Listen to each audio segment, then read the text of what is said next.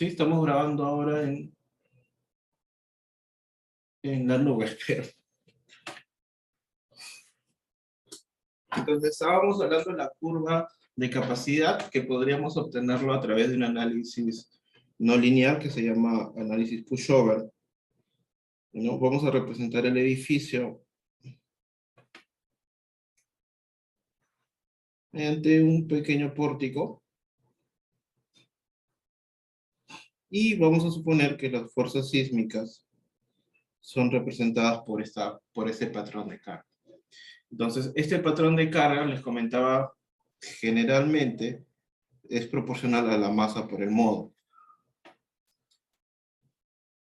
Y va a ir creciendo con esa misma proporción. Medimos la cortante en la base, que es la sumatoria de todas las fuerzas, y medimos el desplazamiento representativo, que generalmente se da en el techo. Entonces comenzamos a construir la curva desplazamiento con corte, y tenemos este nivel.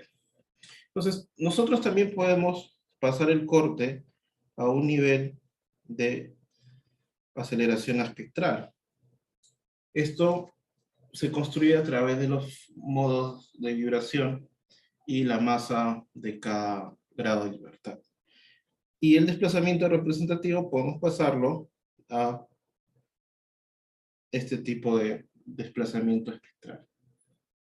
¿Sí? Entonces podemos representar la curva de capacidad o también un espectro de capacidad. ¿Sí? Este análisis que estamos haciendo es una carga incremental estática, pero el comportamiento real es una carga dinámica, no monotónica como estamos viendo, que está empujando, empujando, empujando, sino es una carga cíclica o carga de reverso. Las cargas reales, ¿no? Imaginemos esto. Un sistema chiquito de número de libertad. Tenemos una masa por una aceleración, un coeficiente de amortiguamiento por la velocidad, K por X igual, menos la masa por la gravedad. ¿Sí? Si dividimos entre la masa, tenemos C entre M, K entre M, X igual. Tenemos esa expresión. Ahora, lo que tenemos que tener en cuenta es que este rigidez, el resortito, y este es el amortiguamiento. Pero es un amortiguamiento inherente a la estructura. Ese amortiguamiento está dado no solamente por el tipo de material, sino también por las condiciones de frontera o condiciones de borde del elemento. Sin embargo, nosotros vamos a tener, digamos, o poder expresar este amortiguamiento en dos niveles. Un nivel o un estado cuando sea la vibración elástica, es decir, dentro del límite de proporcionalidad, donde no hay daños, o si el daño es mínimo, y otro parámetro donde ya existe daño, ¿sí? Donde ya existe daño. Este elemento que está acá se llama fuerza restauradora. Fuerza restauradora. ¿Sí? Y es una fuerza que, por supuesto, depende del tiempo.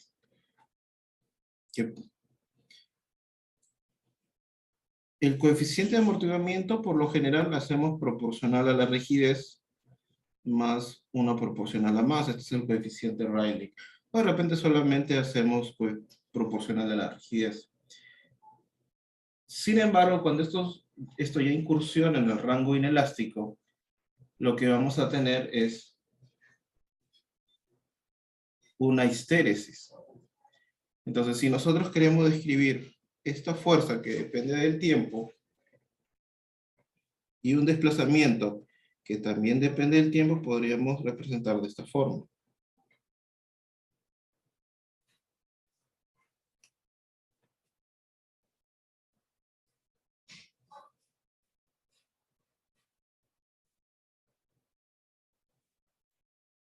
¿No? Acuérdense que esto va a moverse también.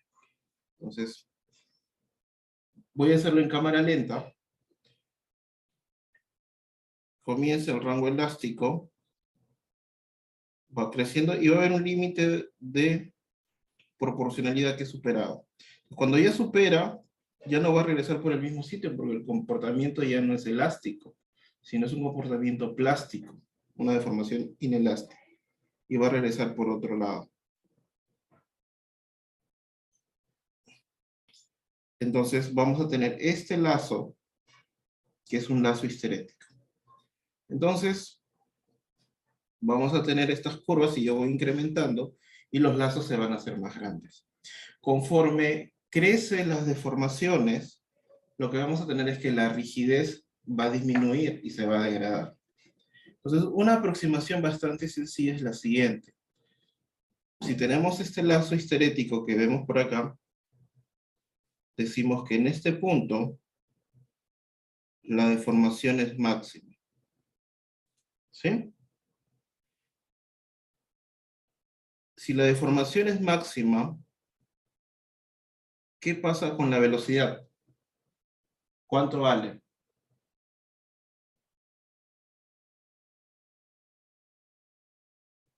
A ver, muchachos.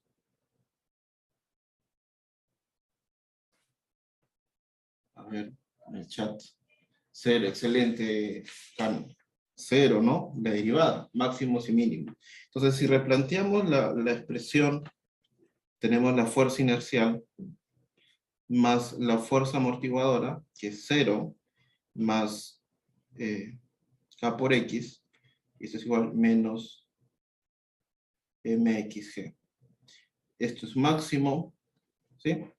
Entonces lo que vamos a poder vamos a obtener es lo siguiente, K por X máximo es igual menos la masa XG más X.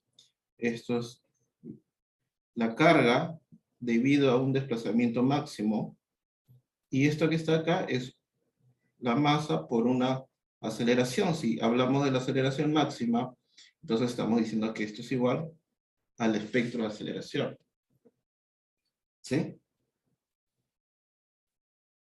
Entonces nosotros podemos decir que este punto que está acá, ¿sí?, va a representar la parte estática porque no hay amortiguamiento. El amortiguamiento, bueno, sí hay amortiguamiento, pero no hay fuerza amortiguadora. La fuerza amortiguadora es cero, porque la velocidad es cero. Entonces, este punto podría representar también la estática del elemento, ¿sí? Entonces, si nosotros unimos todos los puntos máximos de cada ciclo, este punto máximo, y yo uno a través de una línea, vamos a decir que esta línea es la curva de capacidad. Entonces, a través de esta curva de capacidad podemos correlacionar la estática del edificio con la dinámica del edificio, ¿no?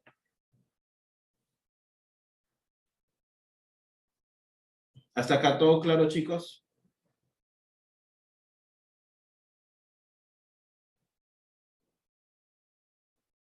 Muchachos, ¿todo claro?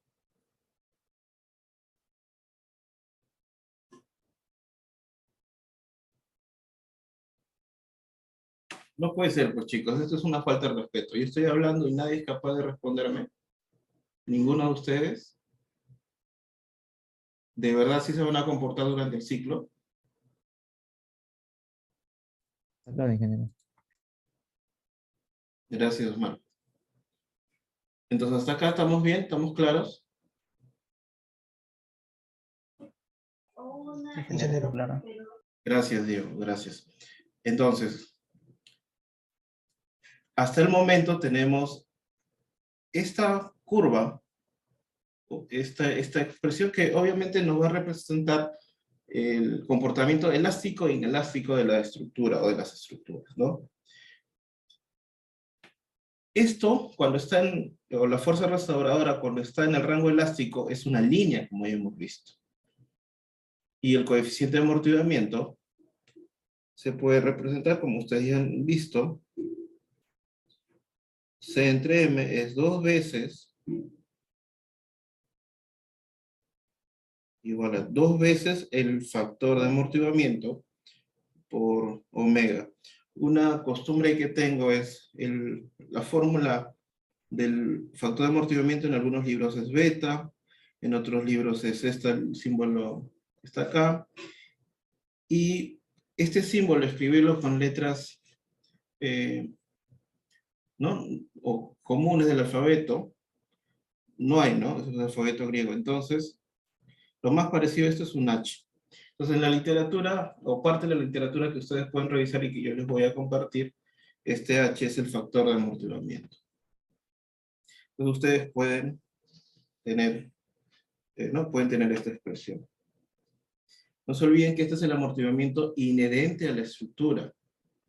¿Sí? Va a haber un amortiguamiento histerético porque el amortiguamiento representa la disipación de la energía. No es una propiedad por la cual algún elemento material disipa energía.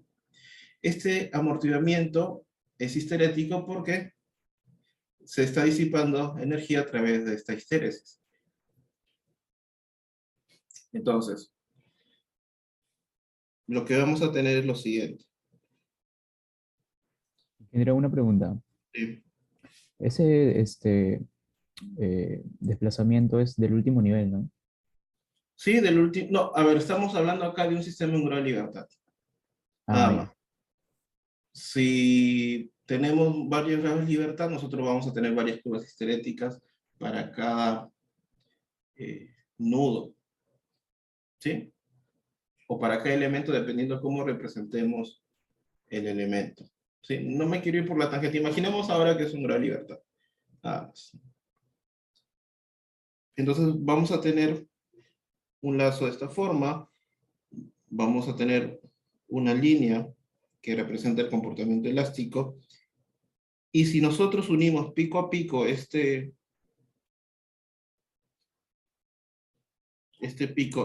lazo histerético, significa que esta rigidez que es elástica va a representarse como una rigidez equivalente, que nos va a representar un comportamiento elástico, ¿sí? Este es un comportamiento elástico equivalente a un comportamiento inelástico. Es decir, un sistema equivalente, una rigidez equivalente, y por supuesto un amortiguamiento equivalente, nos va a dar, para la misma demanda sísmica o para la misma fuerza, una respuesta igual que un análisis o que un comportamiento no lineal. Esto es un comportamiento inelástico y elástico. ¿Sí? Entonces lo que hacemos es, en vez de hacer o cómo representamos el comportamiento inelástico de la estructura, vamos a representarlo a través de un modelo equivalente que nos dé a través de un análisis elástico la misma respuesta. En ese sentido lo que hacemos es trabajamos con parámetros equivalentes, tanto una rigidez equivalente como un amortiguamiento equivalente, ¿sí? Para ello no hacer un análisis no lineal. Entonces decimos que este sistema es equivalente y lo que necesitamos calcular es eh, estos parámetros, ¿sí? Estos parámetros. En vez de hacer un análisis no lineal o inelástico, vamos a hacer un análisis elástico con parámetros equivalentes para obtener la misma respuesta. Ese es el propósito. ¿Ya? Entonces, tenemos ahí la curva de capacidad. Entonces, seguimos trabajando en esto.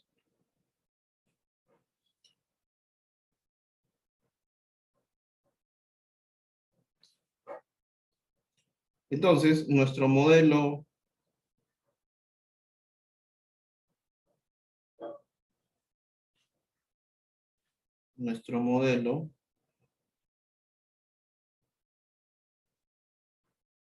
va a ser equivalente, ¿sí? Entonces lo que hacemos, como les habíamos despejado anteriormente, 2 veces factor de amortiguamiento, frecuencia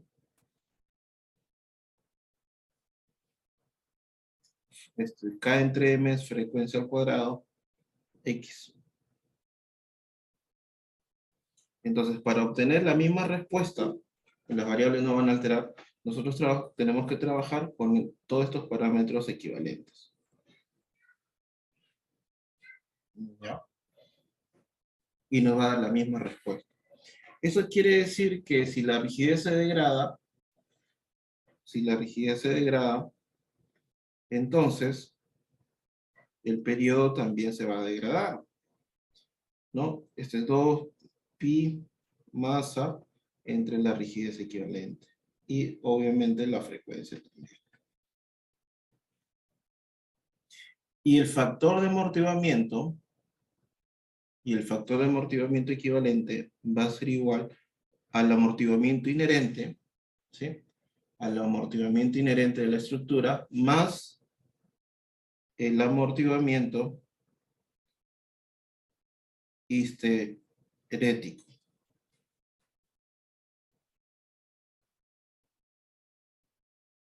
¿Ya? Profe, ¿y para qué hace eso? Para explicarles o introducir el análisis por desempeño. Nosotros podríamos hacer un análisis no lineal dinámico y tenernos la respuesta. Pero los procedimientos actuales también suponen hacer el análisis de desempeño en la estructura, utilizando estos criterios, ¿no? Entonces, hasta ahí estamos. Hasta ahí estamos. Profe, ¿y para qué hace eso? Para lo siguiente. Si nosotros representamos en la curva obtenida mediante el análisis estático, nosotros podemos tener, mira, este es el comportamiento elástico, podemos decir diferentes tipos de comportamiento, o de respuestas, perdón, ¿no? Diferentes tipos de respuestas.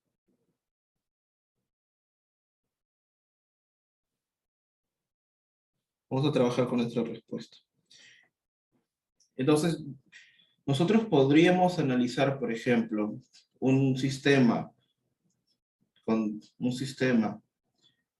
no lineal o un sistema elástico, pero con una rigidez degradada, y vamos a obtener la misma respuesta.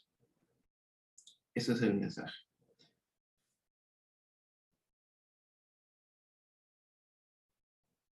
Entonces, lo que nosotros necesitamos es tener una demanda. Tener una demanda sísmica. ¿Sí? Entonces, trabajemos, por ejemplo, con nuestra norma. SA es igual a ZUCS entre L por la gravedad. Esa es la demanda, ¿sí? Entonces, si nosotros construimos ese espectro, nosotros vamos a tener SA, SD, este es el espectro.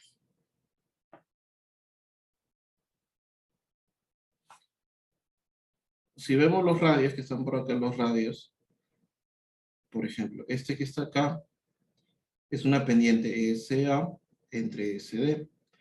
SA entre SD es igual a la frecuencia al cuadrado. Y en este punto específicamente, esa frecuencia es la frecuencia predominante del suelo, donde esto es igual a 2pi entre el periodo predominante del suelo. Y esta frecuencia que está acá es la frecuencia larga del suelo. ¿Sí? Frecuencia al cuadrado predominante. ¿Hasta ahí estamos claros? ¿Alguna consulta? Ingeniero, Todo claro, ingeniero. ingeniero, la consulta. Sí, ¿Escucha? sí te escucho, Carlos. Ah, ya. Sí, esos términos que mencionó acerca del periodo y rigidez equivalente, se refiere, bueno, he visto en el reglamento FEMA 440 que no sé si se refiere al amortiguamiento y periodo efectivo. ¿Sí? es el mismo? Efectivo o equivalente, exactamente. Ah, ya, y esos parámetros, ¿cómo se determinan? Justo ¿Cómo es a se donde definen? vamos a llegar. Hay Ya, listo. distintas formas de cómo llegar, pero vamos a relacionar esto. Entonces, el método basado en desempeño consiste en una simplificación de todo esto que les digo. A ver,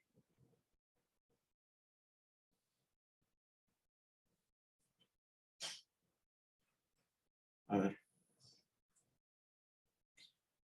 Si queremos calcular el amortiguamiento equivalente, tenemos que calcular este amortiguamiento o el amortiguamiento histerético va a ser igual, ¿no? También van a encontrar equivalente a 1 entre 4pi por el área de la curva, que es esto, entre el trabajo potencial que haría un sistema equivalente lineal, que en otras palabras es,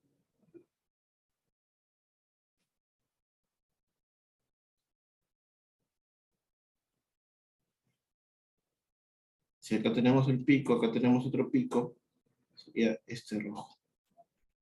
Este rojo es el trabajo equivalente. Esta es la rigidez equivalente, este es desplazamiento y este es corte. Calculamos. ¿Sí? Eso es lo que se calcula.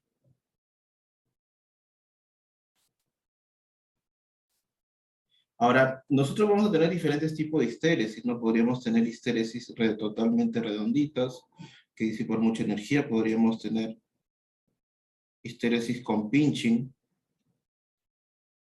¿no? Que es, ¿no? Tenemos histéresis con una disipación de energía. Y el acero, por ejemplo, este tipo de histéresis, diferentes formas de cómo se desarrolla la histéresis. Cada histéresis tiene unas reglas, ¿no? Una característica que puede ser representada a través de una expresión. ¿Sí? Entonces, una de las formulaciones que se tiene es que el amortiguamiento histerético, ¿no? Que le vamos a llamar el amortiguamiento equivalente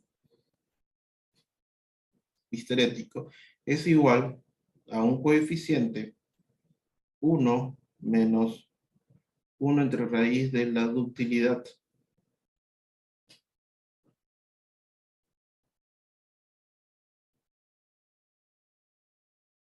Y este coeficiente podría ser 0.2, va a depender del tipo de histéresis. ¿Ya? Vamos a tabular estos valores y ustedes me van a ayudar. No se olviden que la ductilidad es el desplazamiento alcanzado entre el desplazamiento de fluencia. Esto, muchachos, para no expandirme más, ¿lo han visto en antisísmica parte? ¿Han visto parte de esto?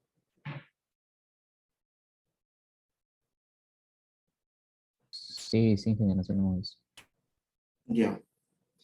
Entonces, por ejemplo, acá debería mencionar lo siguiente. Nosotros les hablaba de una curva, no, agrietamiento, fluencia máximo. Generalmente los modelos los hacen muy simplificados y lo que tenemos es un modelo bilineal equivalente, ¿no? Creo que eso les mostré la clase pasada. Y esta es la fluencia aparente, ¿no? Y se usa esto que está acá. Hay algo, hay algo que, esto que nosotros podríamos decir es elástico, realmente no lo es. Ya hay una degradación de la rigidez. Sí, solamente que por el modelo, por fines del modelo matemático, no todos, no de este modelo matemático que usa bilineal, usa la gran mayoría en esta simplificación. Entonces, la rigidez no degradada es diferente a la rigidez, ¿no? Elástica en un modelo bilineal. ¿no? Podríamos decir lo siguiente.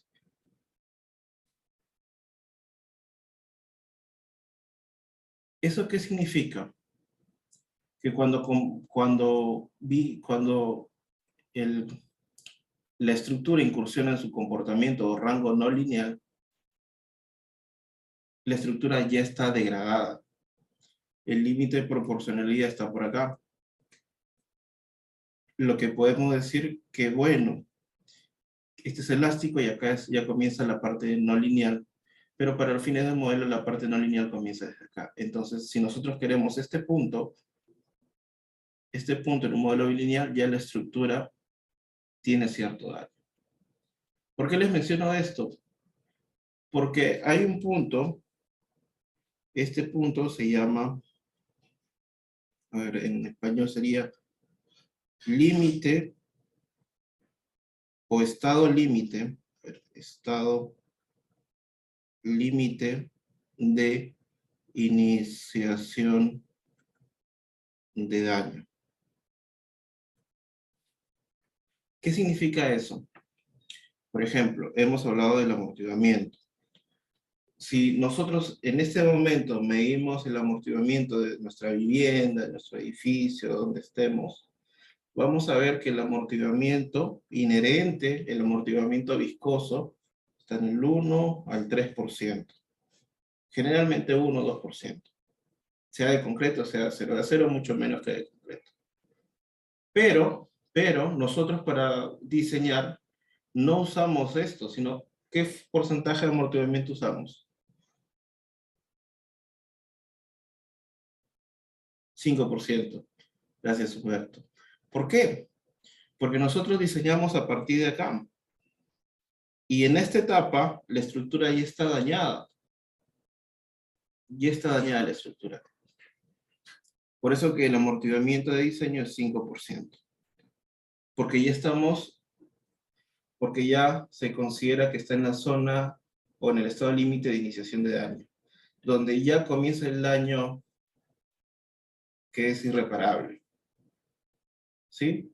Antes de esa fluencia, bueno, el concreto está un poco fisurado, pero el acero no se ha deformado más allá de la fluencia, entonces estamos bien. ¿Sí? Todos los modelos, o los que están en las normas, se basan en modelos bilineales. Todos. Por eso que se usa este 5%. ¿Sí? Se usa este por ciento. Entonces, bueno. Vamos a hacer análisis no lineal y en su momento voy a detallar esto mucho más. Pero sí, a grandes rasgos, ¿qué significa? Si este es un amortiguamiento histerético, y le vamos a poner, a ver, 0,20 por 1 menos raíz de 1 es igual a 0, ¿no? Si ponemos 0.2, 1 menos 1 entre raíz de 2, ¿cuánto es esto? A ver, ayúdenme. 3.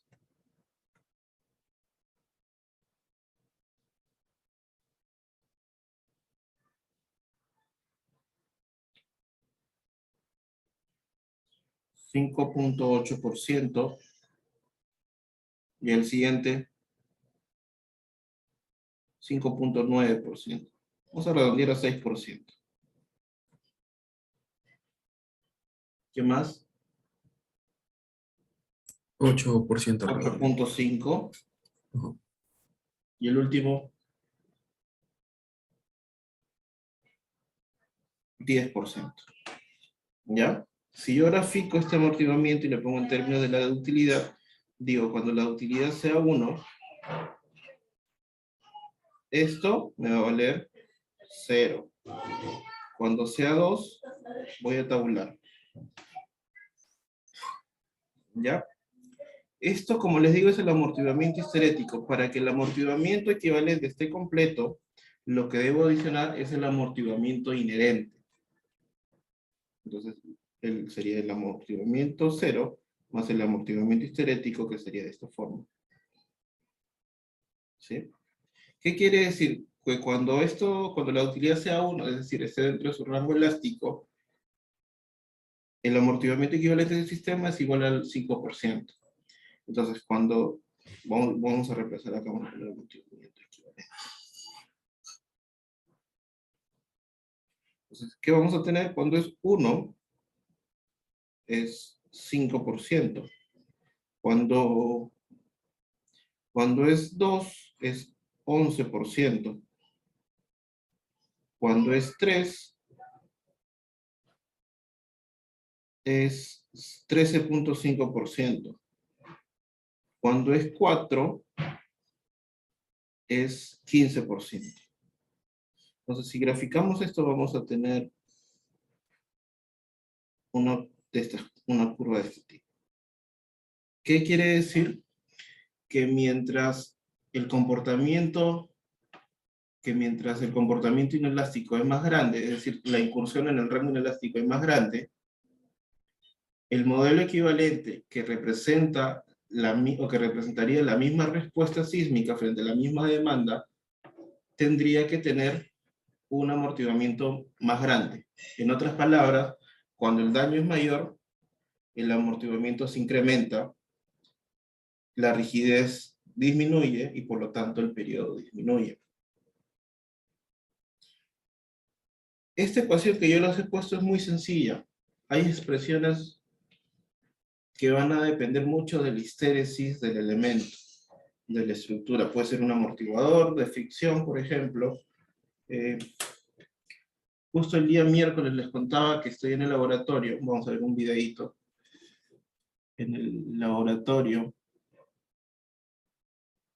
Y que hicimos unos experimentos. ¿Dónde lo habré descargado?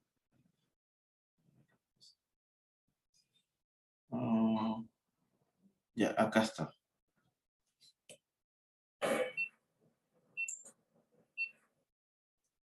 Déjenme. Ya, este es el. ¿Ven el diagrama? Sí, sí se ve. Sí, claro. Listo. Pero vamos a un video.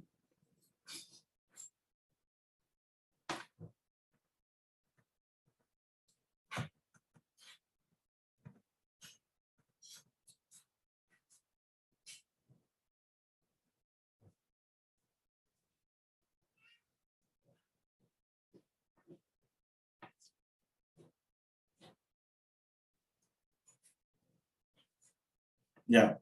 Esta figura es un disipador que se desarrolló en el laboratorio. Es un disipador de pandeo restringido. ¿Ya? Este disipador, sí se nota, ¿no, muchachos? Sí, ingeniero. Sí, este disipador de pandeo restringido es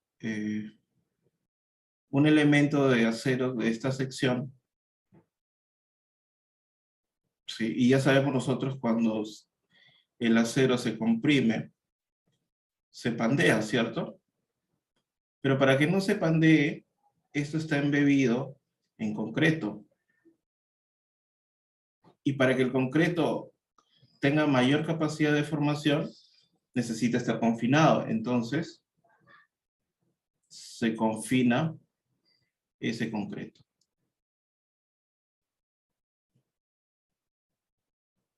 ¿Hasta ahí la explicación está bien?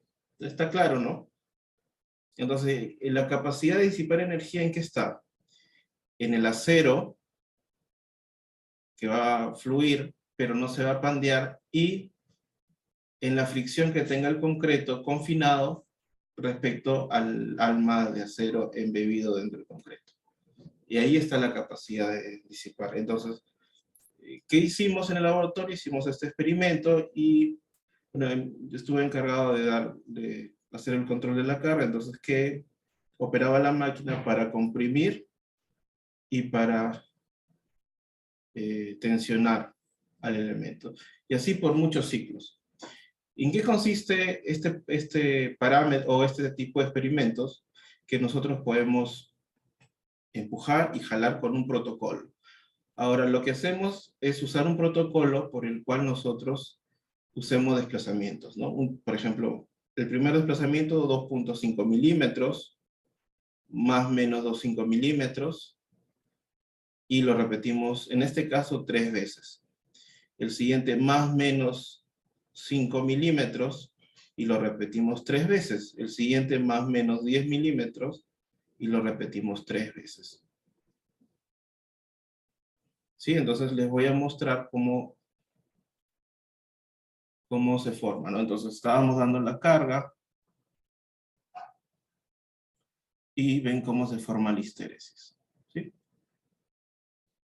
Vamos a acelerar la velocidad.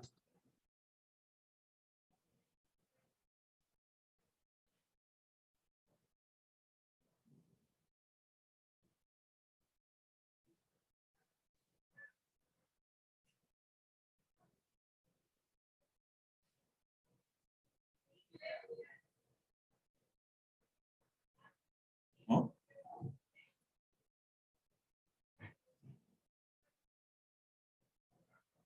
Ya voy a acelerar, ¿no? Entonces, lo que hemos hecho poquito a poquito, aumentar. Y ven cómo se forman los lazos histeréticos.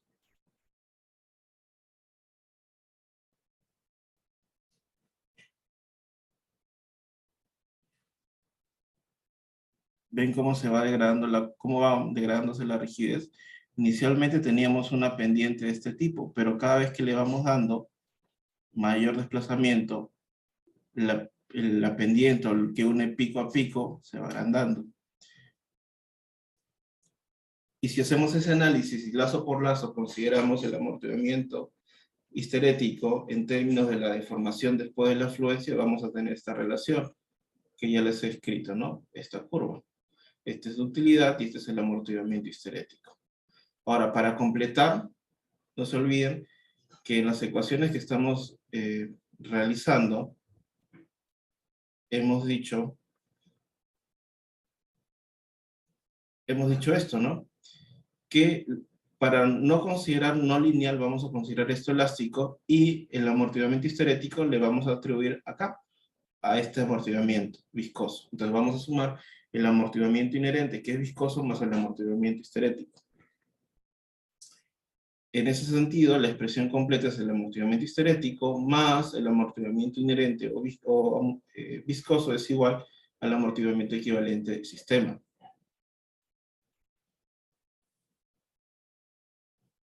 Probablemente el video salga el lunes, entonces ya en las redes sociales del SIGMIT. Ya, consultas hasta ahí, muchachos.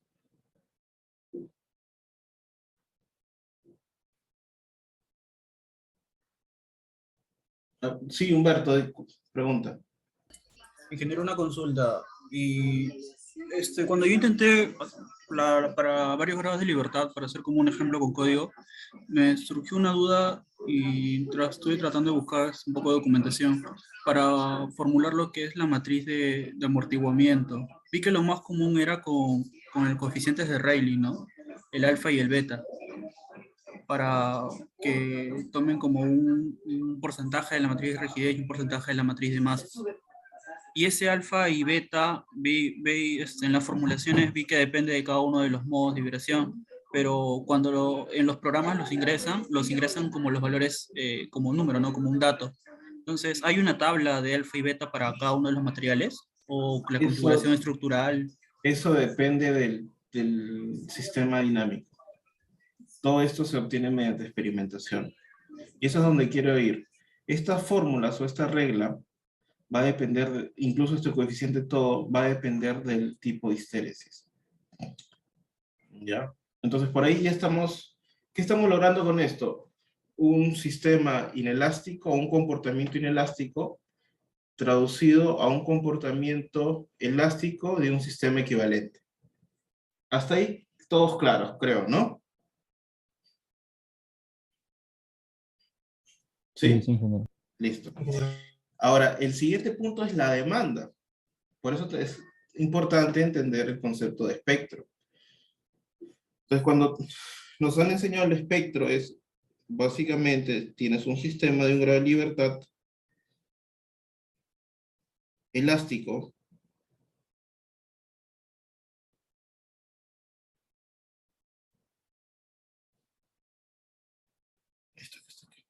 ¿no? Entonces, ¿qué hacemos? Tomamos un valor y el de amortiguamiento, y variamos los periodos, ¿no? Desde 0. Desde ese incluso puede ser hasta un valor, no sé, 5 segundos, por ejemplo.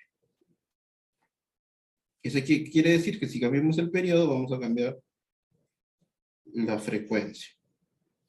Entonces, para una misma onda, lo que vamos a obtener son las respuestas máximas. Si tenemos la máxima aceleración absoluta, que es la de la base más la de la estructura, es la aceleración espectral.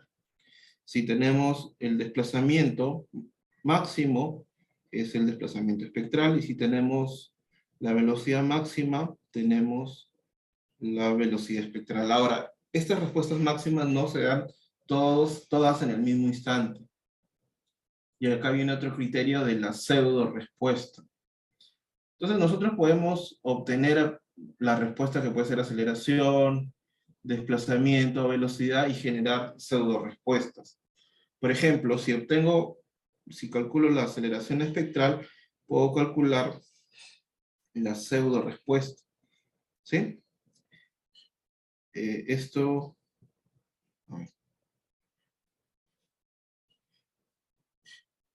Les había dicho, SA entre SD es frecuencia al cuadrado, o SB entre SD es frecuencia. Pero realmente lo que pasa es que esto es la pseudo respuesta, o espectral. Y lo que decimos, mira, el pseudo desplazamiento es aproximadamente igual al desplazamiento espectral. Sí, eso es lo que hacemos, ese criterio. Pero si realmente queremos construir los espectros a partir de un registro, podemos hacerlo, ¿no?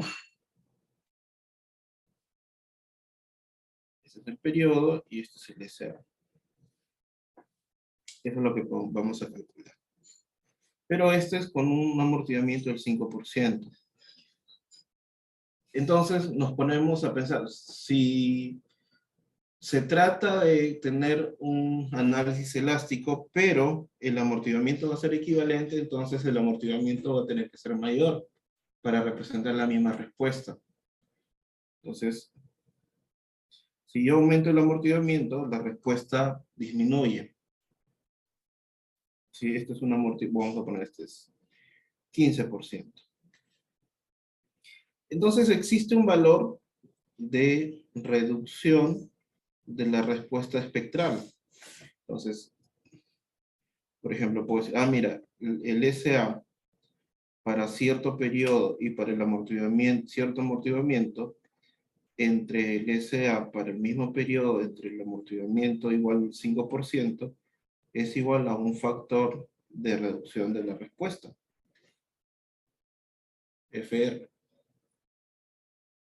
¿Sí? Entonces, esta fórmula es una función del tipo de la onda y el amortiguamiento. Entonces vamos a principalmente clasificar las ondas por duración. Una larga duración o una corta duración, que básicamente van a representar el sismo, entre comillas digo, de serviciabilidad, que básicamente es el sismo moderado, y el sismo severo, que es de duración mayor. ¿Ya? Entonces, si ya tenemos estas dos fórmulas, o estas dos relaciones, primero, una relación que me va a dar el amortiguamiento equivalente, amortiguamiento inicial, más una función que depende principalmente de la ductilidad, y otros parámetros histeréticos, ¿no? Vamos a colocar acá, y parámetros de histéresis. Y vamos a tener otra función, o un factor de reducción de la respuesta, que es igual a una función que, vamos a ponerle G, que depende de la onda, y el factor de amortiguamiento que yo le dé. Tengo esas dos relaciones. Acá básicamente depende de la estructura, y acá la demanda.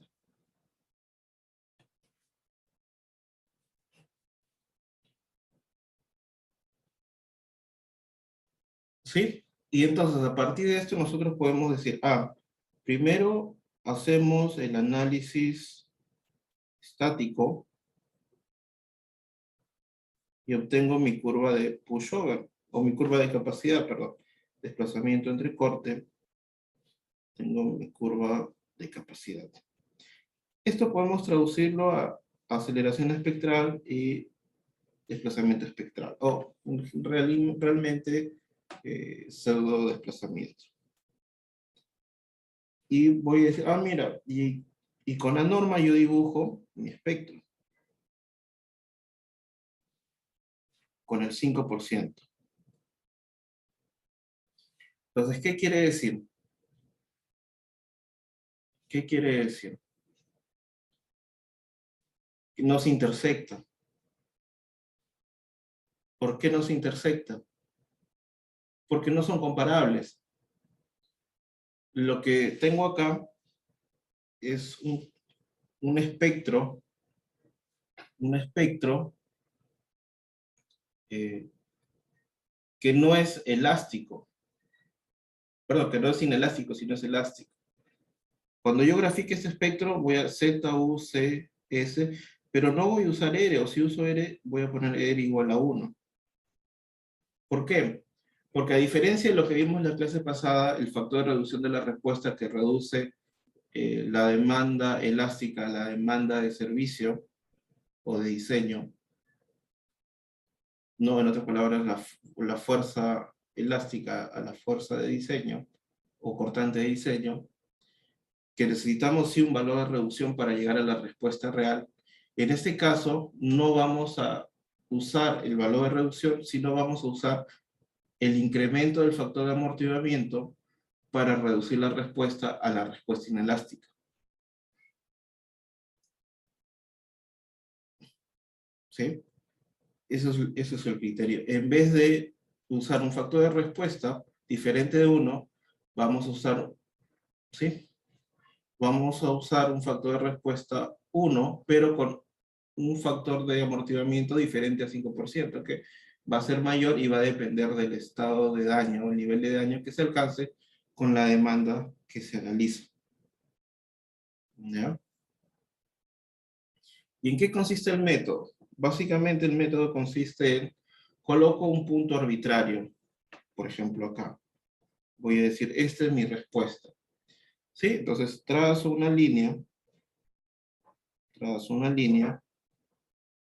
tengo esta respuesta, y hago lo siguiente. Introduje, por ejemplo, el SD inicial. Con el SD inicial, vamos a ponerle SD y de input. Con ese SD input, como conozco esta relación entre el desplazamiento y el desplazamiento espectral, el corte y la aceleración espectral, entonces puedo calcular o obtener el desplazamiento. Si divido el desplazamiento entre el desplazamiento de fluencia, que lo tengo porque conozco la curva de capacidad, obtengo la ductilidad. Con la ductilidad, entonces, voy a tener, uso la función, utilizo el factor de amortiguamiento equivalente. Con el factor de amortiguamiento equivalente, hallo el factor de reducción de la respuesta. Y entonces, ¿qué va a pasar? Voy a reducir la respuesta hacia algún sitio.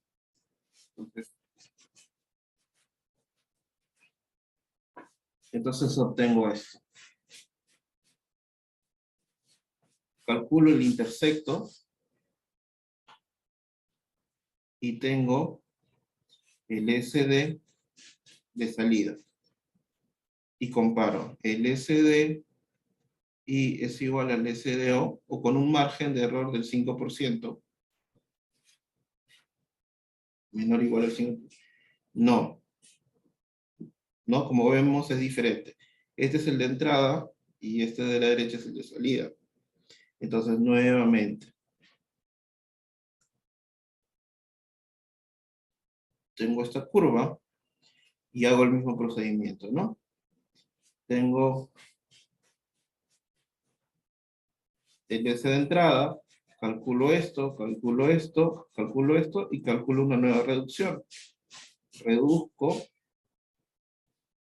Y para, como ustedes me entienden, voy a hacer que converja. Entonces, en este segundo paso, ya el SD de entrada y el SD de salida es igual o muy cercano, menor al 5% de error relativo. Entonces, coincido que este es mi punto de desempeño. Y el método es ese. Pero para llegar a esto, tenemos que conocer primero cómo es el tipo de onda, porque es diferente. Ya le dije, principalmente se clasifican las normas con el sismo moderado y el sismo severo. Y lo otro que es fundamental, que es conocer el comportamiento de la estructura a través del conocimiento del comportamiento de la histéresis del elemento. Y eso se logra mediante experimentos únicamente.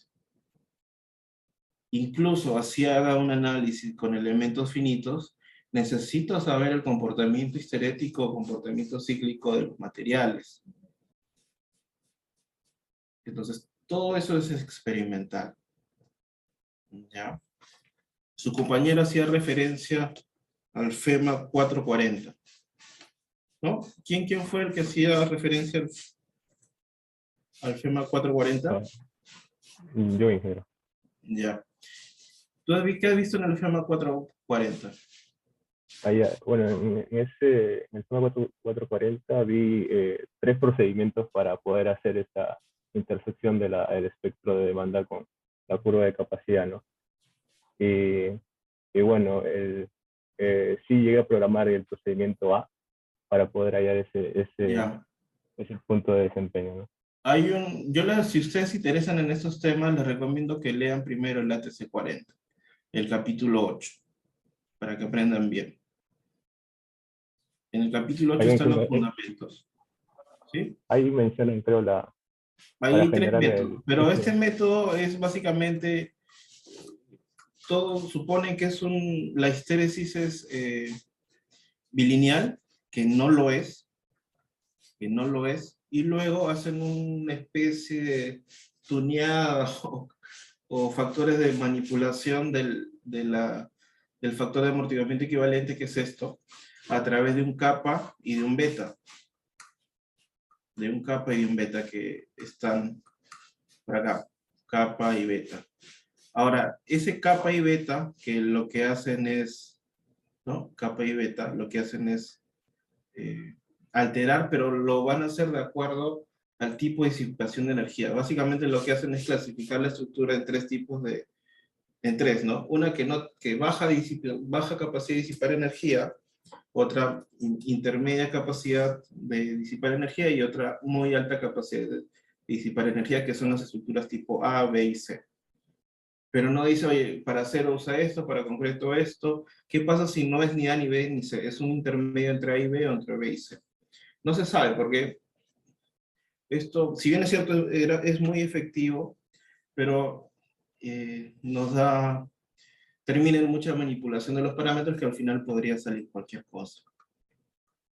Y también les comentaba el tipo de onda, por ejemplo, ¿no? Y esto va a depender de la duración, corta o larga, que básicamente son los niveles de sísmicos. El FEMA 440 ya es, digamos, una interpretación más realista de lo que realmente ocurre en la estructura. Pero básicamente lo que hace es tener estos tipos de histéresis. Y ciertamente ninguna de estas histéresis se parecen a las histéresis que hemos observado en los experimentos que se han hecho en nuestro país para nuestros sistemas constructivos. Entonces, querer hacer un análisis o una evaluación para una estructura existente con estos métodos, o con estos parámetros, mejor dicho, no va a salir cualquier cosa. Probablemente para estructuras nuevas que estén diseñadas de acuerdo no a los criterios peruanos, sino a los criterios que ellos tienen, nos podría dar un resultado adecuado. Entonces su compañero nos hablaba, ¿no? Por ejemplo, Si la ductilidad es de 1/4, el amortiguamiento efectivo o equivalente es igual a esta formulación más el amortiguamiento inherente. Y estos valores A, B, más adelante C, D, van a depender del tipo de histeresis que uno considere y los parámetros histeréticos que están dentro. Y con eso calibras estas fórmulas o estas expresiones, tanto para el amortiguamiento equivalente como para el periodo equivalente o efectivo. ¿Sí? Y los parámetros de factor de reducción de la respuesta también están acá, como les he mostrado, cómo se reduce la respuesta, acá están los métodos. ¿Sí? Pero fundamentalmente consiste en conocer la onda, o conocer el sismo, la demanda, y conocer la estructura. Y de acá, con este conocimiento, podemos conversar un montón de cosas. Como por ejemplo, cuando tenemos una estructura más dúctil, va a tener mayor capacidad de disipación de energía, pero probablemente ese incremento de utilidad no está asociado a una resistencia o rigidez alta. De ahí, por ejemplo, los sistemas o los pórticos especiales, que tienen una gran capacidad de disipación, pero los pórticos no son ni rígidos ni resistentes, en comparación, por ejemplo, a los muros de concreto armado. Los muros de concreto armado son rígidos, tienen una resistencia alta, pero una ductilidad baja. ¿Sí? Entonces ya entendemos por qué la ductilidad nos ayuda a disipar energía. ¿Todo claro hasta acá, muchachos?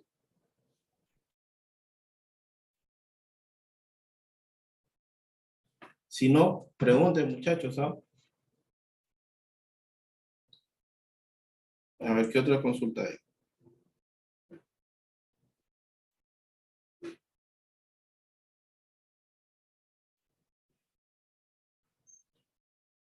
¿No hay más consultas? Entonces vamos a hacer un juego ahora. Vamos a hacer un juego a recrear una curva de capacidad con los sistemas estructurales que nosotros conocemos. Y ustedes me van a decir.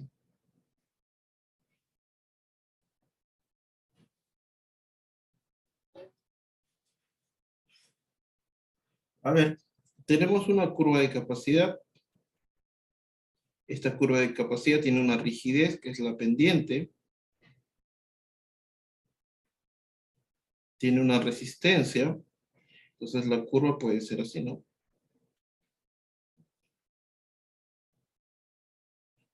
Y tiene, si la fluencia ocurre por acá,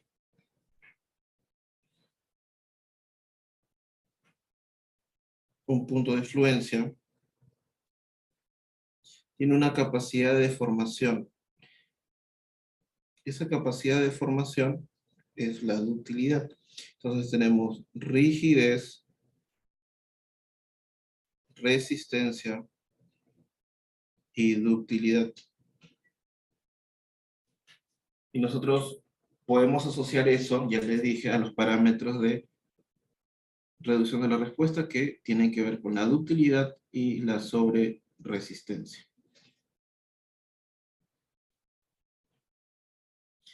Entonces vamos a jugar con estos parámetros y yo les voy a definir una curva. Pues tengo y desplazamiento. Entonces voy a describir o voy a representar un sistema porticado. Listo. Y acá falla.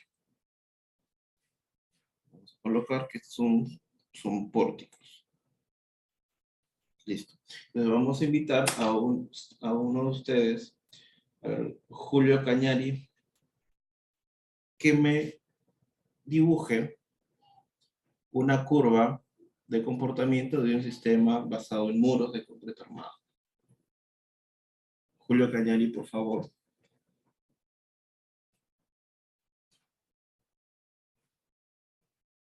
Julio, ¿me está escuchando?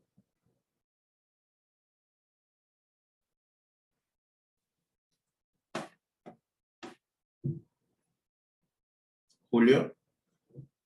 Vamos a poner a Julio.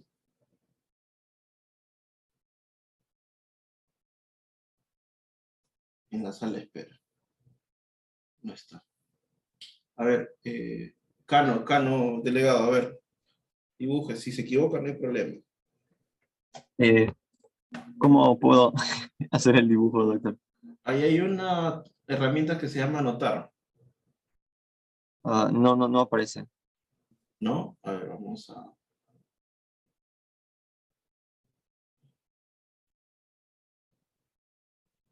Ya, ahora a ver, por favor. Ya. Respecto a los pórticos, ¿cómo son los muros? ¿Tienen más rigidez, menos rigidez?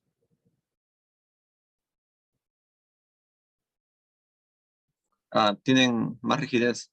Más rigidez. ¿Tienen más resistencia o menos resistencia por la misma área o la sección transversal? Más resistencia. Más. Entonces, la siguiente pregunta, y esto se da unidad con los factores de reducción de la respuesta. ¿Es más dúctil o menos dúctil? Creo que es menos dúctil en ese caso. Ya, entonces, a ver, dibuje una curva de capacidad.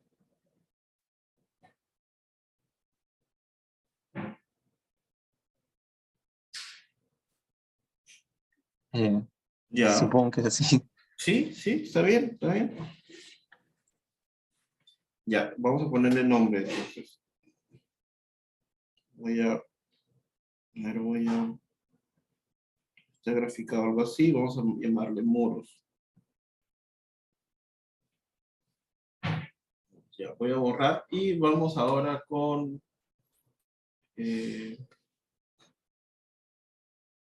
William Quiroz. William Quiroz, ¿qué tal? ¿Me escucha? Sí, ingeniero. Uy, se borró. Lo Sí, que se borró. mi compañero escribió era algo así. Muros. Por favor, grafique un sistema dual. ¿Cómo sería su curva de capacidad? Ok, un momento.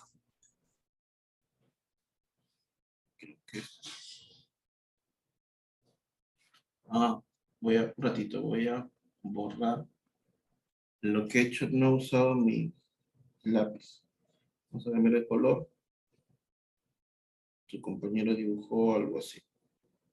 Muros. Ya, entonces un sistema dual. Tiene, bueno, ya entiende la pregunta, ¿no? ¿Tiene más, menos resistencia? ¿Cuánta utilidad tiene? Acá tenemos un R igual a 8. Acá tenemos un R igual a 6. A ver, dibuje, por favor.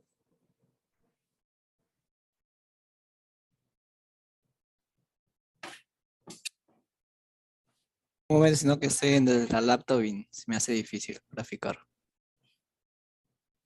Ya, ¿algún otro voluntario, muchachos?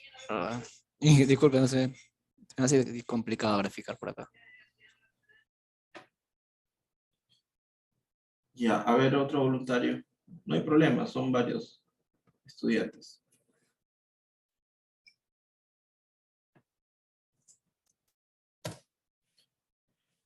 Ingeniero, ¿puedo para dibujar el... Claro, Nicolás.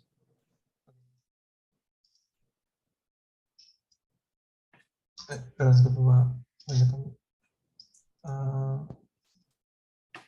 Más o menos algo así creo que sería.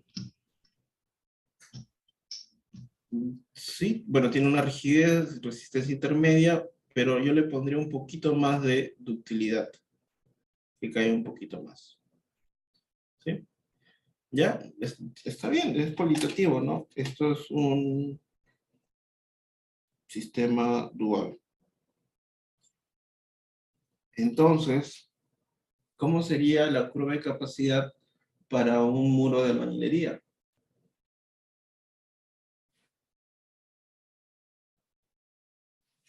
A ver, ¿quién se anima? A ver, Marco Morocho. Sí, ingeniero.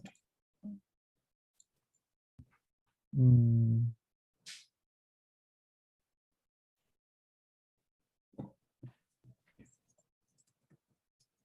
Creo que... mm,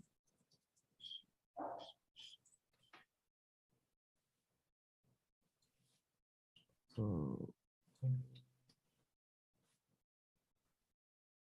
creo que lo colocaría por acá, ingeniero.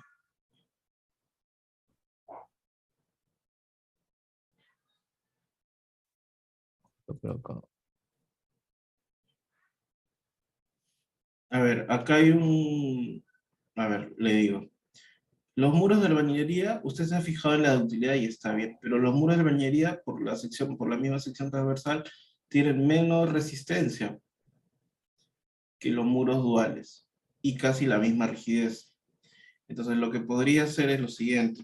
Para la albañilería, voy a dibujar de amarillo, tendría una pendiente casi igual que los duales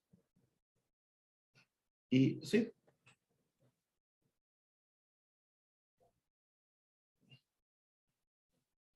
Entonces nosotros podemos evaluar o obtener criterios sobre cómo sería la curva de capacidad de acuerdo a los sistemas estructurales, y eso nos es sumamente útil cuando queramos evaluar o también diseñar estructuras.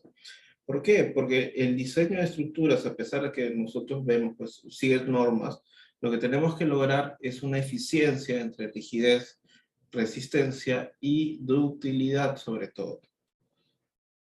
Por ejemplo, cuando nosotros vamos a reforzar una estructura, podríamos llegar a la conclusión, no, ponle más muros, ¿no? Pero lo que estamos haciendo es induciendo a que la estructura se rigidice más. Pero cuando la estructura se rigidiza más, pierde capacidad de disipación de energía. ¿Sí? Pierde capacidad de disipación de energía. Por otro lado, imagínate, tenemos columnas, ya enchaquétalas o coloca fibras alrededor. Lo que no estamos haciendo es incrementando resistencia, sino incrementando capacidad de formación. La estructura podría no colapsar, va a disipar energía, sí, pero tampoco nos interesa estructuras que se deformen mucho porque se daña el contenido, tabiquería, instalaciones, entre otros, y eso puede afectar a las personas. Entonces lo que nosotros tenemos que buscar, de acuerdo al sistema estructural que estamos usando, o de repente podemos combinar varios sistemas, acero concreto, una búsqueda, un equilibrio de estos tres parámetros para un adecuado diseño sismo resistente. ¿Sí? Hasta acá creo que está claro, chicos. Una consulta adicional. ¿Qué opinan? Voy a pasar asistencia. ¿Eh? Puede ser que ustedes sigan así. Aire, Aire presente, doctor. Barja. Barja no está. No dan prácticas, sino Bravo. No está. Cano, Cano presente, doctor. Cañari. Cañari no está. Presente, Cárdenas. doctor. ¿Qué pasa, Julio? ¿No quieres contestar al profesor? Entonces, Enzo Cárdenas, Presente, doctor. Luis Cosío, Presente, doctor. Escudero, García, Presente, buenas tardes. buenas tardes, Guamán, Presente, ingeniero, buenas tardes. Linares, Presente, ingeniero, buenas Montenegro, tardes. Montenegro, Presente, ingeniero. Morocho, Morocho presente, doctor. Noa, Presente, ingeniero. Pérez, Pérez no está, Quirós, Quiroz presente, ingeniero. Quispe, Hizo presente, ingeniero. Rojas, Rojas presente, ingeniero, buenas tardes. Sotelo, Sotelo presente, ingeniero, buenas tardes. buenas tardes, Ventura, Doctora presente, ingeniero, buenas tardes. Villegas, Sí, es presente, doctor. Buenas tardes. ya, listo. Entonces, chicos, hasta acá, ¿qué opinan? ¿Está todo claro?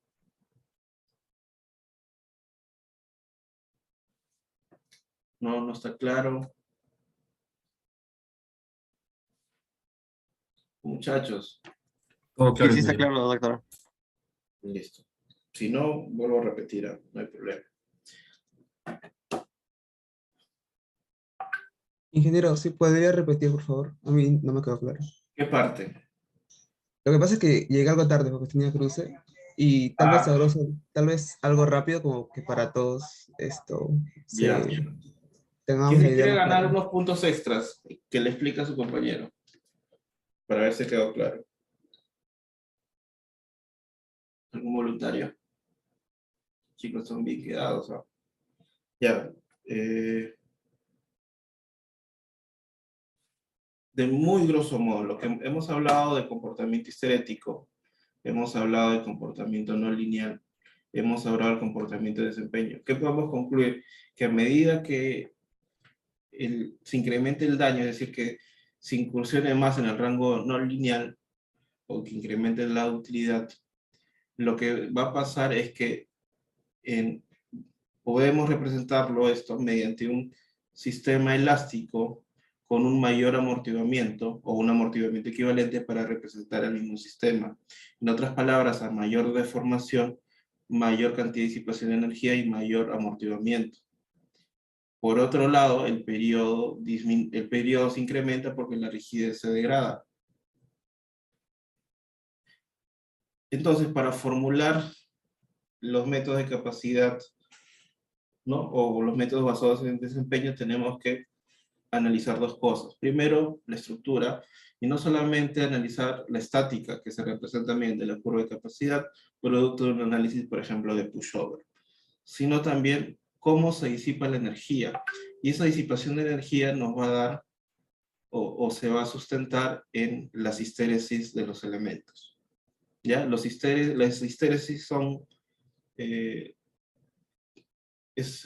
son cargas de reversa, es decir, cargas cíclicas que producen deformaciones o niveles de daño en la estructura, mediante el cual la energía es disipada. En otras palabras, todas esas fisuras, todas esas deformaciones en el acero, lo que causan es un trabajo, y ese trabajo, finalmente, como ustedes saben, es una disipación de energía.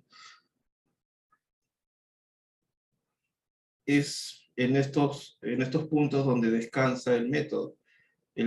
¿No? El método de pushover es algo estático, pero ¿cómo le damos el toque dinámico? A través de las histéresis. Por eso es importante conocer el comportamiento histerético de las estructuras o de los elementos, porque no es lo mismo analizar la histéresis de un muro de albañilería que de un elemento de acero o un elemento de concreto. Es más, entre elementos de concreto cambia. Si el concreto es una columna o es un muro. Si la columna está bien confinada o no confinada. Si el muro tiene elementos de borde o no los tiene. Entonces, cada sistema estructural o cada elemento estructural tiene asociado un tipo de histéresis que debe estar bien estudiado para poder diseñar, porque si ponemos cualquier valor no va a salir cualquier respuesta.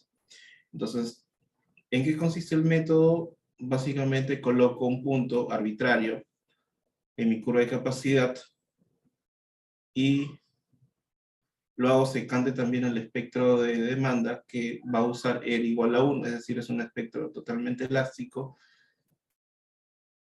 Y como sé la relación, o cuál es esta fórmula, calculo la utilidad, calculo el factor de amortiguamiento efectivo equivalente, con eso calculo el factor de reducción de la respuesta y disminuyo este espectro.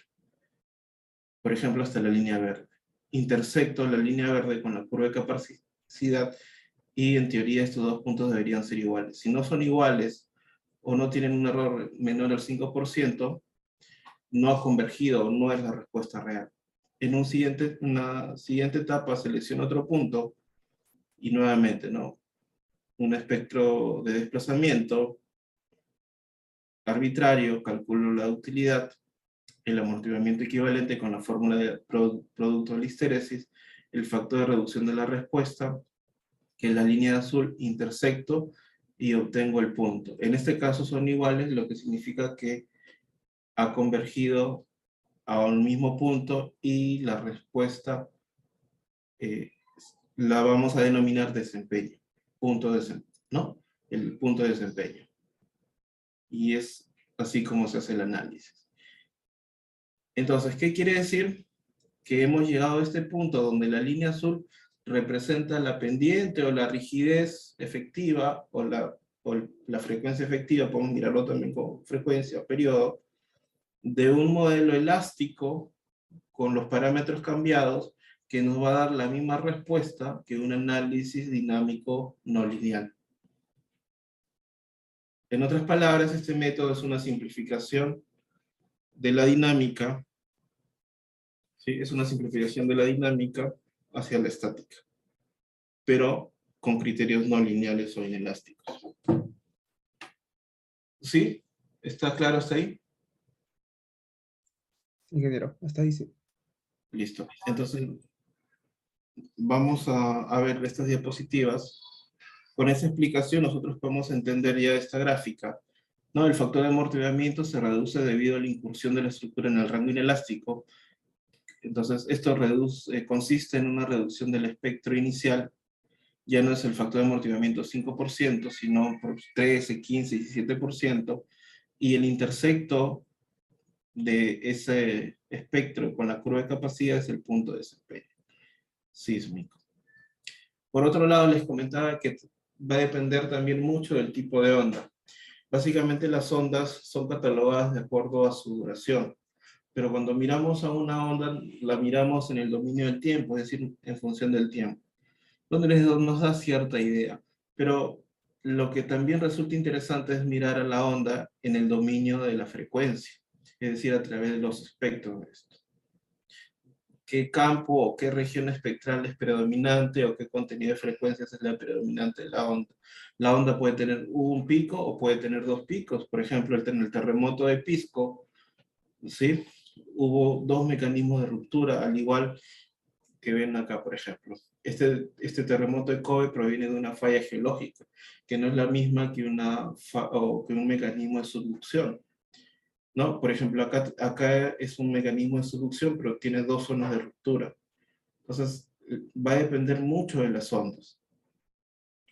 Uno de los parámetros o una de las formas que se hacen es normalizar o estandarizar el registro de acuerdo a un espectro objetivo, el famoso match spectrum, que consiste en alterar las amplitudes de la onda para cierto contenido de frecuencia para que a la hora de sacar el espectro de respuesta de la onda coincida con el espectro normalizado, que podría estar pues en la E030, en el ACC07, de acuerdo a distintas normas. Pero eso se usa para fines de diseño. Cuando nosotros queramos analizar para predecir una respuesta, ya tendríamos que usar estos criterios de registros, estos registros sísmicos. ¿Sí? En ese sentido es sumamente importante representar a la demanda, como les comentaba acá, en términos de la aceleración espectral y el desplazamiento espectral. Lo que tenemos dibujado acá son rayos, ¿no? Que son secantes a las demandas. Tenemos una demanda que, por ejemplo, el terremoto de Kobe de 1995, un terremoto de Miyagi del 2008. Y como ven, es diferente, ¿no? Hay picos. Entonces, lo que podríamos decir, por ejemplo, el terremoto de Kobe, la línea roja, que... estos rayos, ¿qué son? Estos rayos son pendientes SA entre SD. SA entre SD es la frecuencia al cuadrado. La frecuencia al cuadrado lo puedo traducir a periodo, ¿cierto? Entonces, a medida que los rayos tengan menor pendiente, significa que el periodo es mayor. Entonces, por ejemplo, acá vamos a tener una respuesta máxima entre más o menos 0.3 segundos y 0.45 segundos. Y después voy a tener otra respuesta, pero ya no va a ser en términos de aceleración, sino en términos de desplazamiento, más o menos alrededor de 0.9 segundos. Entonces, esto es importante para analizar qué es lo que pasa en un edificio, o qué pasaría en un edificio, ¿no? Ciertas características. Por ejemplo, si nosotros analizamos y colocamos un edificio, o analizamos un edificio, pongamos de 8 pisos o de 9 pisos, que más o menos podrían tener un periodo de 0,6 segundos, vamos a observar que la respuesta es muy bajita. Pero si tuviésemos un edificio de 5 pisos, lo que vamos a tener que ese edificio de 5 pisos para ese terremoto de Kobe va a presentar una respuesta máxima, pero una respuesta donde la aceleración es máxima. Mientras que si tenemos ya no un edificio de 8 o 9 pisos, sino un edificio de 15 pisos o 12 pisos, vamos a obtener que la respuesta se hace máxima, pero no en términos de aceleración, sino en términos de desplazamiento. Y si tenemos una estructura de periodo más largo, imagínense un rascacielos de 30 pisos, lo que vamos a tener es que efectivamente hay un desplazamiento grande, pero la aceleración es pequeña, por lo cual la fuerza que se va a producir dentro de los elementos es pequeña. ¿Sí?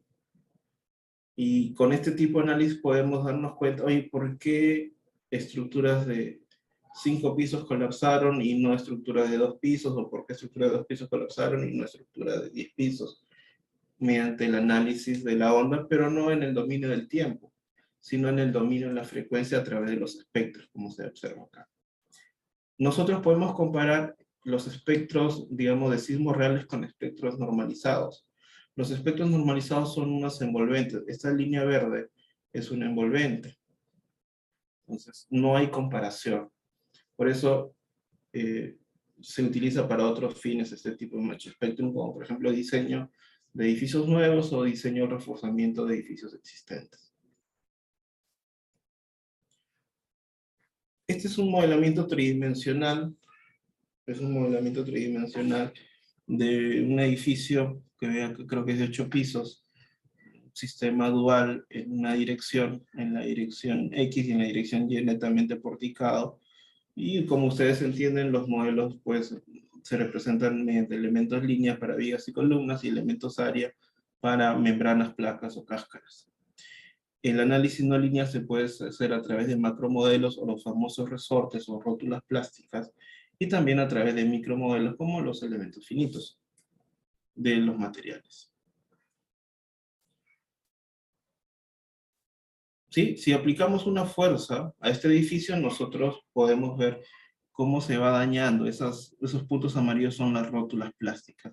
Y en las curvas de abajo vamos a ver la deformación relativa en la abscisa y en la ordenada, la cortante entre piso.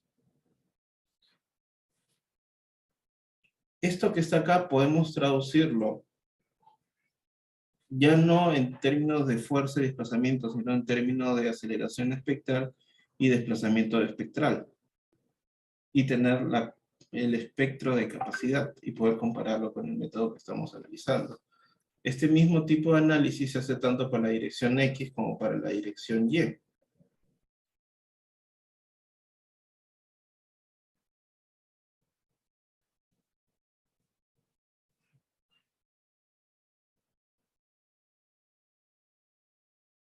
¿Sí?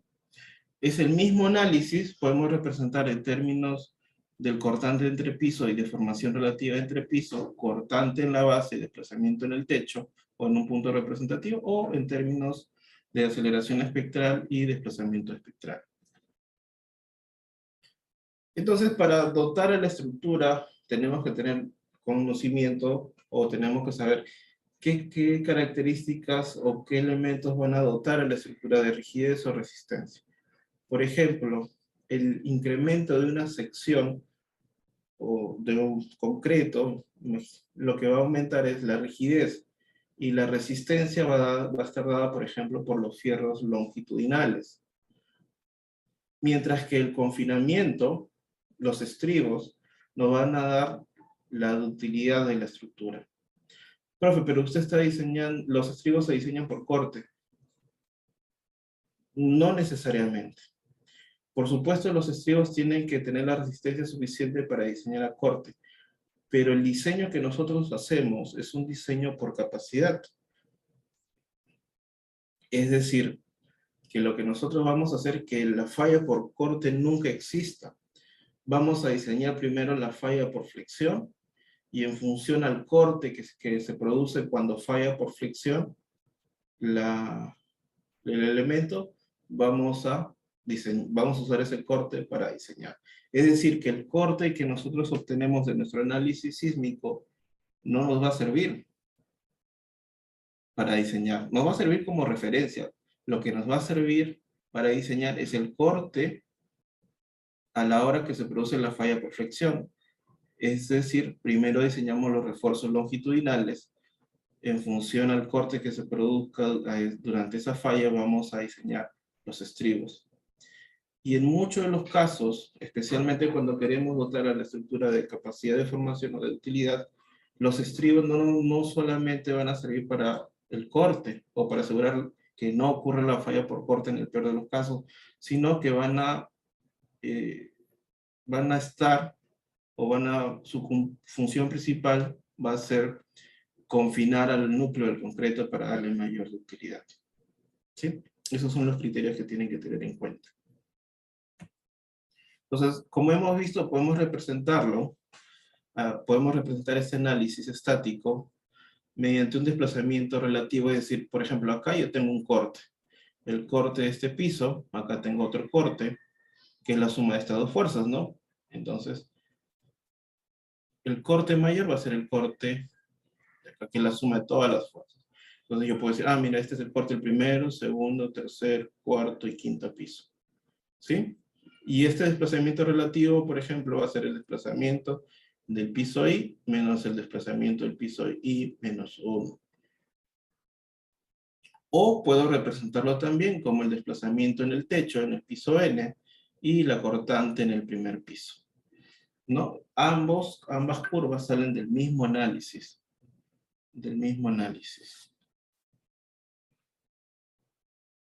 ¿Sí?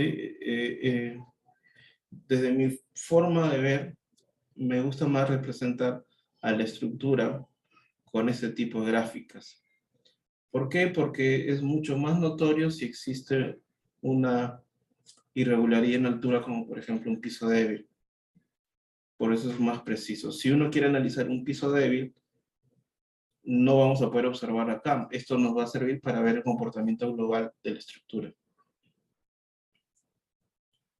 Entonces, este es un análisis dinámico tridimensional. Está modelada la estructura.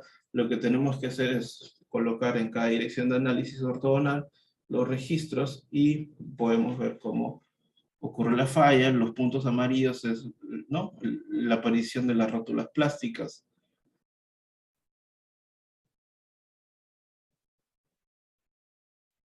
Sí, entonces, a mí me encantaría que en este curso terminen haciendo este tipo de análisis. ¿Sí? Entonces si ustedes desean, vamos a esmerarnos y hacer rápido las cosas, diseñar el edificio bien y terminar unas 3 o 4 semanas antes para poder hacer este tipo de análisis o de clases, ¿no?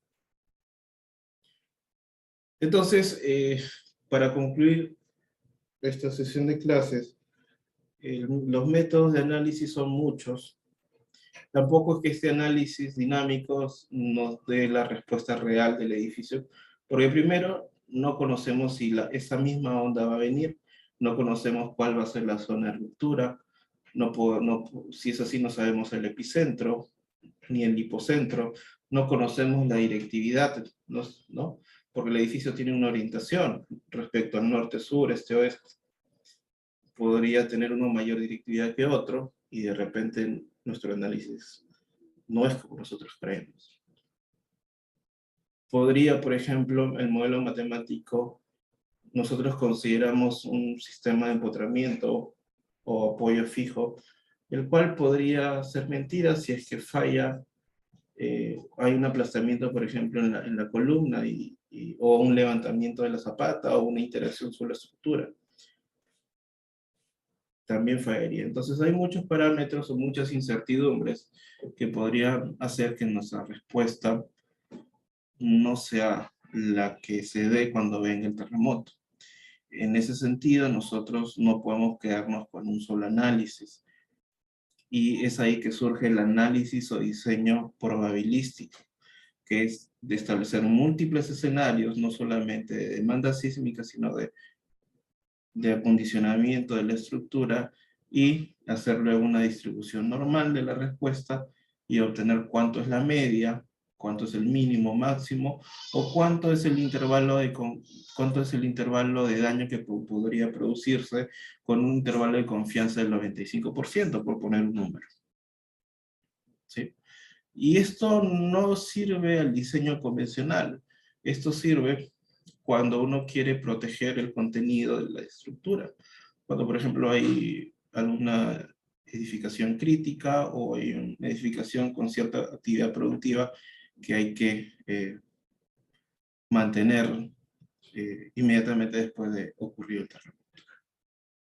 Es por eso que nosotros utilizamos este método de diseño, el método de diseño que, si bien es cierto, es elástico porque no desconocemos el fierro, hasta lo último simplemente hacemos hipótesis como factor de reducción de la respuesta.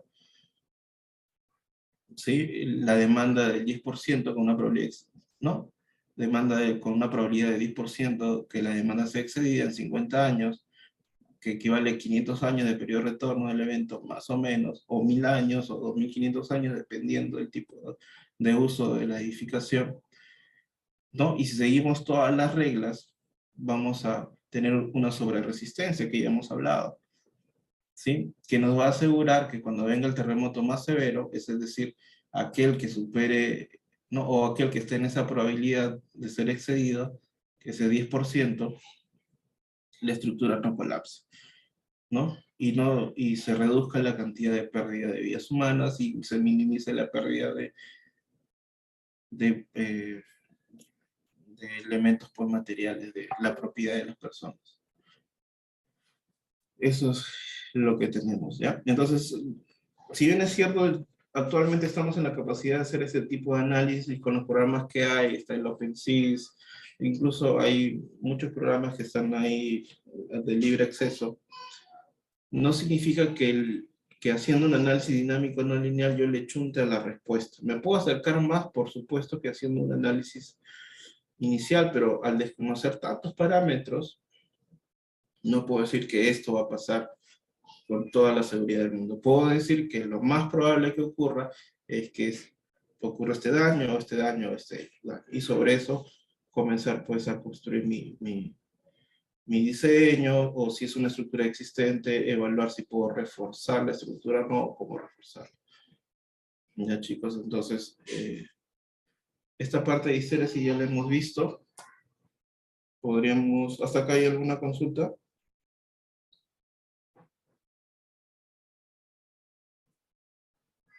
Muchachos. Todo claro, ingeniero. No, ingeniero, todo claro. Listo. Ingeniero, una consulta. Dime. Me pareció curioso, en la primera filmina de la estructura que mostró, parecía que era interactivo el gráfico. ¿Cuál? En la primera, donde se muestra la estructura antes. ¿Cuál? Uno antes. Uno antes. El de ahí es... El ¿Esto siguiente. donde están los espectros? No, ¿Sí, el siguiente. Sí, ese de ahí. Usted lo mueve con el mouse, ¿no? No, es un video. Ah, disculpe, pensé que era interactivo. No, todavía no llegamos a eso. Pensé que el Estera se exportaba como HTML. Ah, qué bueno, conoce el Estera. Sí. ¿Quién ha enseñado? No, lo vi en la parte de mis prácticas profesionales. El ingeniero estaba, creo, tratando de investigar sobre el programa, y también presenté ¿Cuál como un ingeniero? Pucha, se me dio el nombre. Es de una empresa, Festruc, pero se me dio el nombre. Sí. Pero estaba de manera académica nada más, pues, y era como un pequeño informe nada más de qué es lo que realizaba el programa y cuáles eran sus limitaciones, ¿no? Y justamente es solamente pórticos, no puedes hacer, ¿no? En diagonales o muros en diagonal, ¿no? Sino todo a través. Sí, ¿En puedes diagonal? hacer. Sí. Ah, mire. Puedes hacer sistema de disipación de energía. Este programa lo hizo un buen amigo del laboratorio, que es el profesor Taiki Saito. Él ha sido mi profesor de la maestría, mi asesor de tesis de maestría. Él ha sido asesor del doctorado del doctor Reina. Y actualmente es asesor del ingeniero Moscoso, que va a venir en un año y un poquito más siendo doctor. Ahorita está en Japón. Es muy buen amigo, entonces él viene desarrollando este programa desde hace muchos años. Y es más, en Japón ganó un premio por este programa, porque es un programa gratuito y es un programa que hace muchísimas cosas.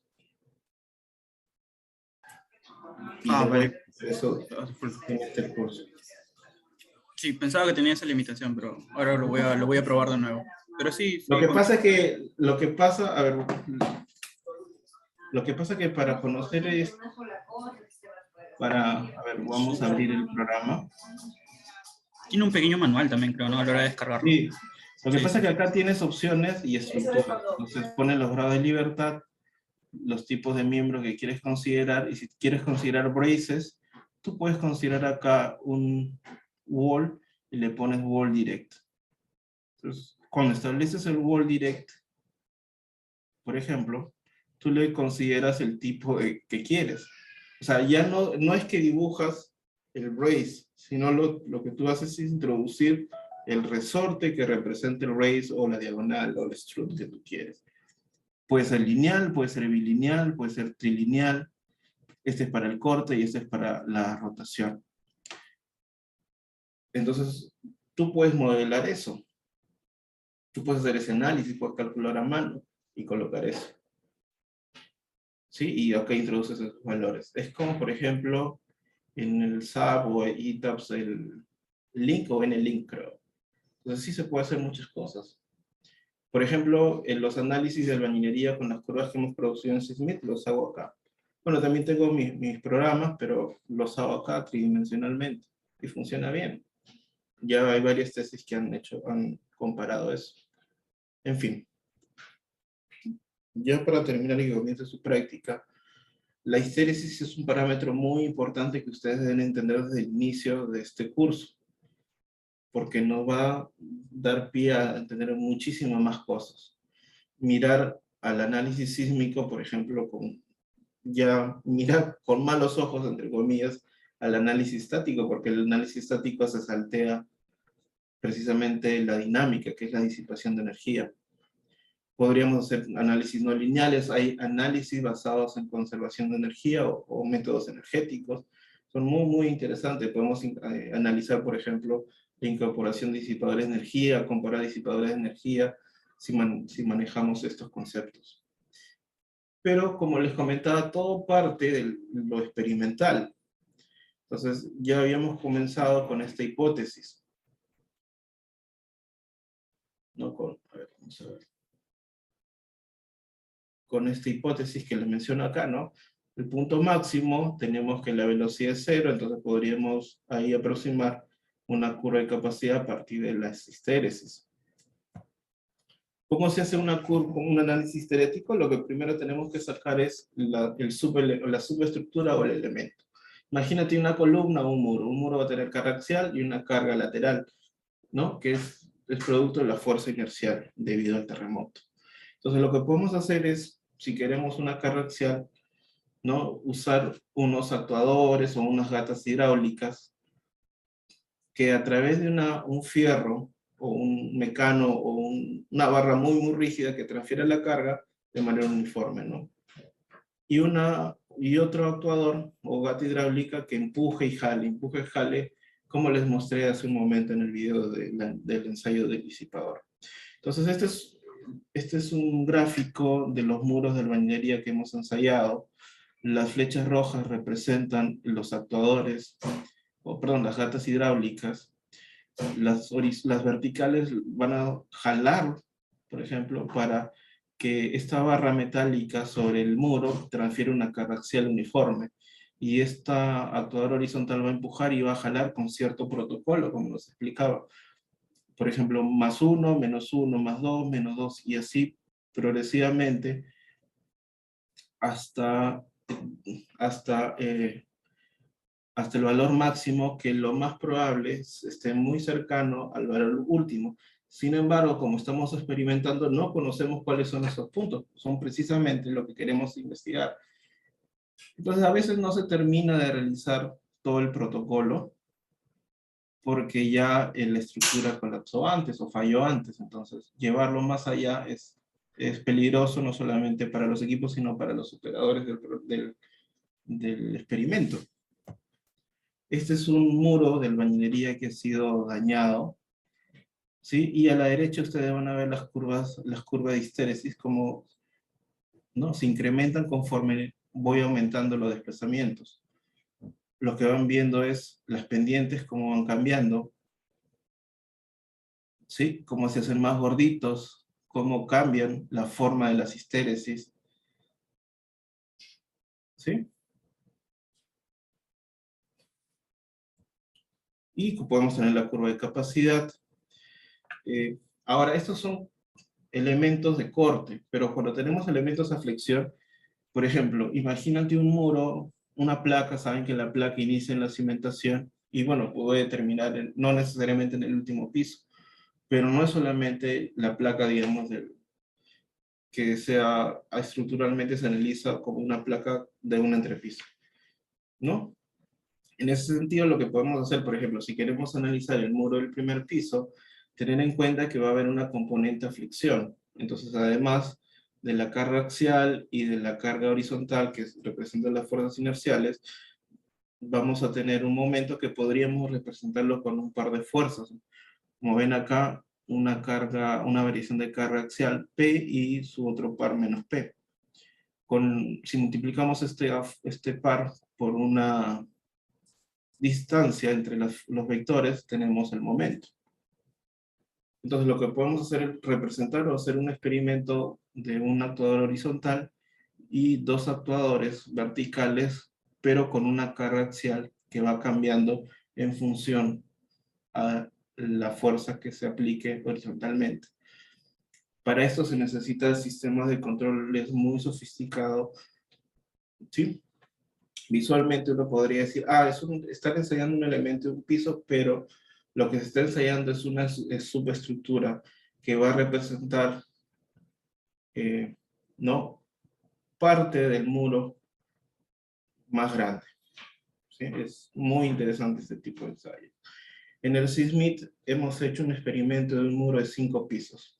Ahí ven ese muro y lo hemos sometido a cargas axiales. Es un muro de ductilidad limitada. Hemos hecho un trabajo de este tipo. Después, el doctor trabajó desde hace muchos años en albañilería, y él le tomó un poco la posta y ayudándolo a hacer estos experimentos en conjunto con los miembros del CIMIT, como el ingeniero Gallardo, el doctor Reina, la ingeniera Flores, la ingeniera Claudia Honma, la ingeniera Patricia Guibo, y otros profesores de la facultad, ¿no? Entonces, este es un experimento, el experimento más grande que se hizo en el laboratorio, realmente ni siquiera en el país, sino en la región. Y cuando me refiero a la región, desde México hasta Chile, no se ha hecho un experimento así de grande. ¿En qué consistió este experimento? En demostrar que si se usa elementos de confinamiento en los muros de albañilería, así la albañilería sea artesanal, podemos lograr un edificio que resista ciertos sismos. Sin embargo, lo que se observó en los últimos años es que la gente usa pandereta o que usa otros elementos, entonces, o no usa muchos muros. Eso da como resultado una necesidad de reforzarlos para disminuir la vulnerabilidad, y cuando venga el terremoto haya menos, no solamente menos colapsos, sino menos muertes. Entonces, ese mismo trabajo del 2003, ese mismo edificio de 2 pisos, se volvió a ensayar ya reforzado en 2009, como ven ahí, se descascaró donde están las fisuras y se colocó la malla electrosoldada a manera, pues, de una curita o de un parche o una costura, o unos puntos. Entonces nosotros nos cortamos y nos hacen una sutura. En el 2014, gracias ya al financiamiento del Estado, comenzamos a ensayar un mejor acondicionamiento de la malla de acero, no solamente electrosoldada, sino una malla confeccionada manualmente, en unidades sólidas, y pandereta y quincón, con diferentes configuraciones. Vamos a ver este experimento. Vamos a compartir el sonido. Ya. ¿Me avisan? ¿Escuchan? Sí se escucha, ingeniero.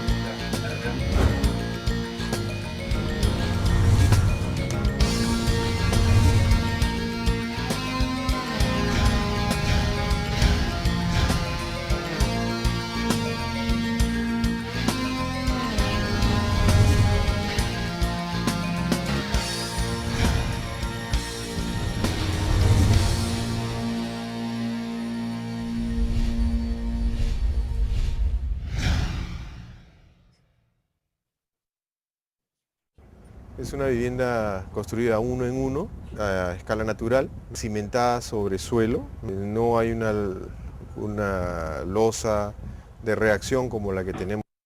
¿Verdad, muchachos? ¿Nos toca la misma aula o tenemos que cambiar de sala a Zoom?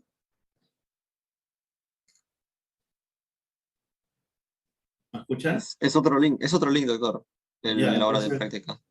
Ya, concluimos por ahora, vamos a la otra sala.